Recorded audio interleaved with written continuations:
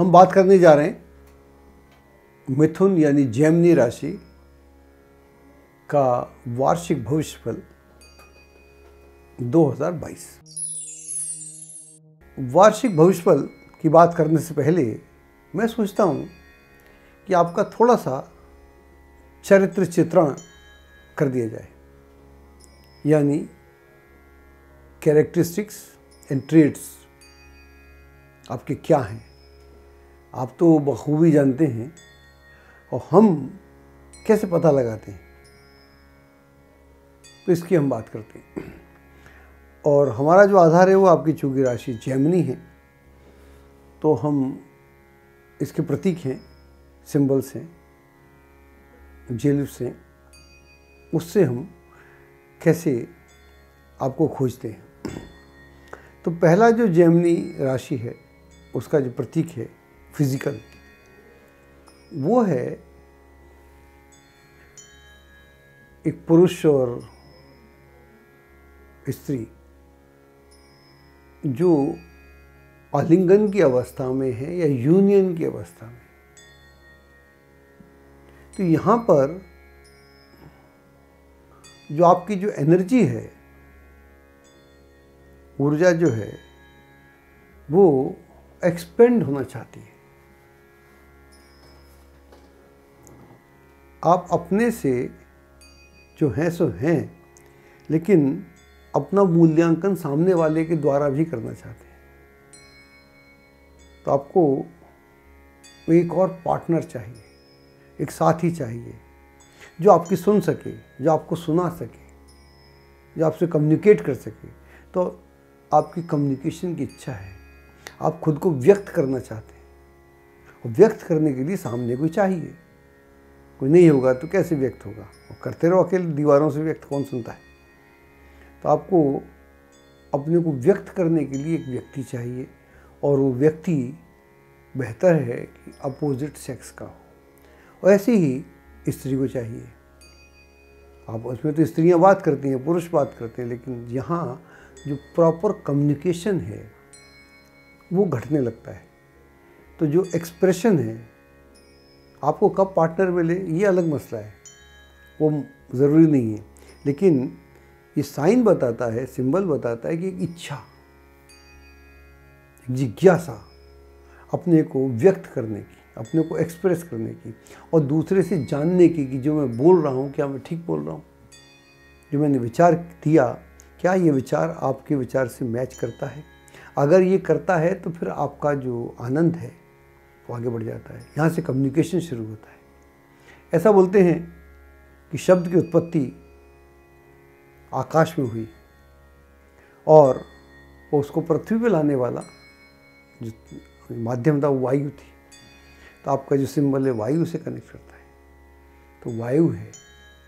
और ये जो साइन है ये डुअलिटी का साइन है, द्वि स्वभाव है।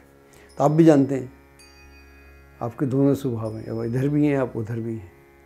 तो कई बार खुद भी कंफ्यूज होते हैं, औरों को भी कर देते हैं, लेकिन इसके बाद भी यह एक आपका जो साइन है अपने को एक्सपेंड करने का साइन, अपना एक्सपेंशन है।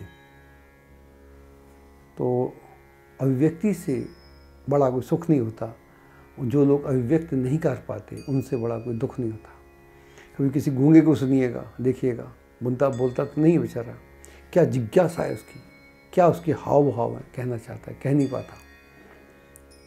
तो कहना और भाषा ये बड़ा गहरा सा सब्जेक्ट है, लेकिन एक जिज्ञासा है अपने से सामने वाले को अट्रैक्ट करने की, ताकि वो आपकी बात समझ सके और आपके दिल को सुकून मिले। तो पहला सिंबल इसका ये है। दूसरा जो इसका सिंबल है, इसका जो है सिंबल वो रेखांकित, जिसको जेलिफ बोलते हैं हम। आप देखेंगे तो दो हॉरिजॉन्टल लाइन्स हैं जो आमने सामने आपको दिख ही रहा है। तो इसका मतलब है दो ध्रुव मिलना चाहते हैं, two poles wants to unite। कोई जिज्ञासा जो स्त्री पुरुष में दिख रही है वो ही इस रेखांकित चित्र में दिख रही है।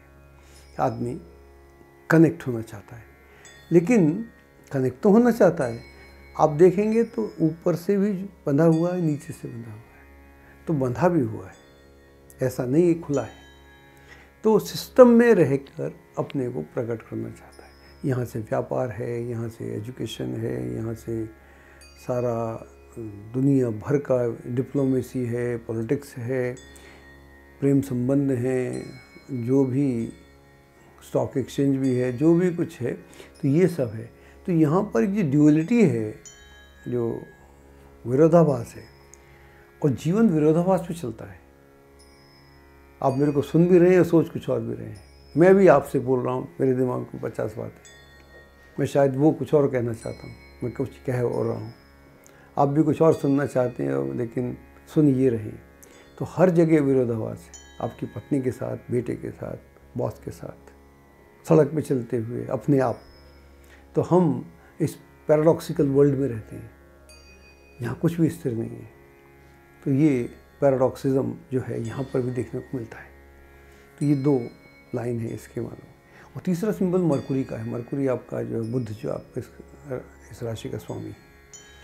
बुद्ध को अगर आप देखेंगे तो नीचे राउंड है, वो एटम जो है मैंने बोला बड़ा हो गया, और ऊपर 2 एंटीना हैं, तो विचार है, विचार इधर भी जा रहा है, विचार उधर भी जा रहा है, ड्यूअलिटी है।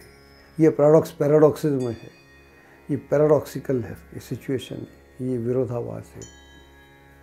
ये जो है 2 तरीके से अपने को व्यक्त करने का है, एक बात पर हम स्थिर नहीं रहते। तो इसलिए ये आपकी खासियत है कि आप, जैसे वकीलों की खासियत होती है, वकील पक्ष में भी बहुत बढ़िया बोल सकता है और विपक्ष में भी बहुत बढ़िया बोल सकता है, ये आपकी खासियत भी है। तो आप किसी भी तरफ हों, उस तरफ आप कमाल कर सकते हैं। और व्यापार इस दुनिया में जो ऊपर इतना ऊपर नीचे होता रहता है, जब पॉलिटिक्स हर क्षण बदल जाती है, तो उस पर ये पूरा बुद्ध का ही प्रभाव है। लेकिन नीचे इसकी क्रॉस है। क्रॉस जो है, क्रॉस का बड़ा प्रयोग हुआ है, जीसस में तो हुआ ही था, उसने उन तो लटक गए थे। इसके अलावा हमारे मंदिरों में बहुत हुआ है, मस्जिदों में बहुत हुआ है, हर जगह हुआ है। और जो हमारी कुंडली है, अगर आप इसको बनाएं तो क्रॉस ही होता है। पहले जब मैं प्रैक्टिस करता था राउंड बनती थी, अब हम स्क्वायर बनाते हैं। अब भी विदेश में और कई जगह राउंड ही बनती है। तो उसको क्रॉस करके राउंड बना दीजिए तो पूरा व्यक्ति खड़ा हो जाता है। तो ये है, इसमें यही है, क्योंकि यहाँ पर 2 तरह की बातें हैं। एक विचार के साथ आपको चलना ही पड़ेगा ज़िंदगी में। तो यहाँ पर रिजिडिटी आती है, यहाँ पर ज़िद आती है, अड़ियलपन आता है, तो यह आपको नुकसान देता है। इस पर चेक कीजिएगा। अब हम बात करते हैं ये वर्ष 2022 आपके लिए कैसा रहने वाला है। आपकी राशि से देखें तो अभी जो वर्तमान स्थिति है, उसके हिसाब से बृहस्पति जो है बहुत अच्छा है। बृहस्पति आपकी राशि से एकादश चल रहा है, सॉरी 9th चल रहा है, 9th हाउस में, सॉरी 9th हाउस से भाग्य को देखता है, भाग्य में बैठा हुआ है, भाग्य को वृद्धि करता है। तो अच्छा, यहाँ से हम बात करते हैं अप्रैल तक की, अप्रैल के फर्स्ट वीक तक की, एंड ऑफ फर्स्ट वीक की। तो यहाँ से 10 अप्रैल तक पकड़ लेते हैं। तो बृहस्पति 9th में है, दैट इज़ वेरी गुड। और जो आपका ये है राहु, ये द्वादश में है, ये ओके है। और शनि आपका 8th में है। बाकी ग्रह मेरे दिमाग में है, मैं बोल नहीं रहा हूँ, लंबा हो जाएगा, ग्रह की बात हो जाएगी। तो यहाँ पर जो ख़ास बात है वो यह है कि यह जो समय है यहाँ से लेकर अप्रैल तक का थोड़ा मध्यम समय है। इसका मतलब है जब समय थोड़ा मध्यम होता है, मैं बैड नहीं बोल रहा हूँ, मध्यम बोल रहा हूँ, तो यहाँ पर प्रयास ज़्यादा चाहिए। कम प्रयास काम नहीं आएंगे, पूरी मेहनत चाहिए, पूरा फल चाहिए। तो और रिस्क नहीं लेना चाहिए। ऐसे मौके आएंगे कि ज़मीन खरीद लीजिए, घर खरीद लीजिए, स्टॉक में लगा दीजिए, या कुछ और कर दीजिए, या कोई मित्र रिश्तेदार पैसा मांग दिया जाए। तो ऐसी स्थिति में थोड़ा ध्यान रखने की ज़रूरत है, वरना बेमतलब में अपन ट्रैप हो सकते हैं। तो ध्यान रखिएगा, health is an another issue. ये व्यक्तिगत भी हो सकता है, और अगर किसी का स्वास्थ्य खराब है तो वहाँ भी हो सकता है। ध्यान रखिएगा, अगर कोई ऑलरेडी बुज़ुर्ग है या बच्चा है या कोई क्रॉनिक पेशेंट है तो ये समय थोड़ा सा अच्छा नहीं है। एग्ज़ाम वगैरह हैं, कॉम्पिटिशन्स हैं, तो डोंट टेक देम लाइटली, वरना उल्टा हो जाएगा। तो यहाँ पर बहुत सावधानी बरतने की ज़रूरत है।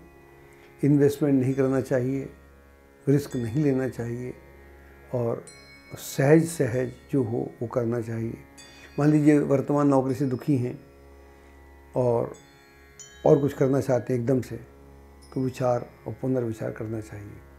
ऐसे ही बिजनेस में इन्वेस्टमेंट करना चाहते हैं, खामखा ध्यान देने की बात है। जो भी ऐसे आप समझते हैं ऐसे कार्यों पर ध्यान देंगे तो आपके लिए अच्छा रहेगा। इसके अलावा जो इसके हम बात करें, अगर हम बात करें समझिए 10 अप्रैल के बाद से पूरे साल की मैं बात कर दूँ मान लीजिए, तो वहाँ पर हमें क्या क्या मिलता है इसको देखते हैं। बृहस्पति तो दशम हो गया, पूरे साल रहेगा, वक्री होगा अलग बात है। शनि नवम होके फिर अष्टम में आ जाएगा। शनि नहीं बदलेगा ज़्यादा, एक आध महीने के लिए बदलेगा। लेकिन राहु बहुत अच्छा हो जाएगा। राहु आपका 11th हो जाएगा, केतु पंचम हो जाएगा, और बाकी ग्रह भी धीरे धीरे ठीक होते जाएंगे। तो इसका मतलब ये हुआ कि अप्रैल में बहुत सारे ग्रह बदल जाएंगे, राहु बदलेगा, गुरु बदलेगा, शनि बदलेगा, और उसके बाद में आपका जो है पूरा वर्ष ऐसा मान के चलिए 70-30 की रेंज में आता है। 70% बहुत अच्छा और 30% मिक्स्ड, बुरा नहीं बोलता हूँ। और उसमें अगर विवाह के लायक हैं या किसी और का परिजनों में विवाह होने वाला है तो वो संपन्न होगा, और एजुकेशन में तरक्की होगी, नौकरी में उन्नति होगी, व्यापार में वृद्धि होगी, यात्राएं भी होंगी। और अगर कोई डिस्प्यूट है पैतृक प्रॉपर्टी को लेकर, उसके सॉर्ट आउट होने की पूरी संभावना है। कुछ रमणीक स्थानों पर और कुछ धार्मिक स्थानों की यात्रा हो सकती है। नए लोगों से परिचय होगा और ये परिचय आपके लिए बड़ा सुखद रहेगा।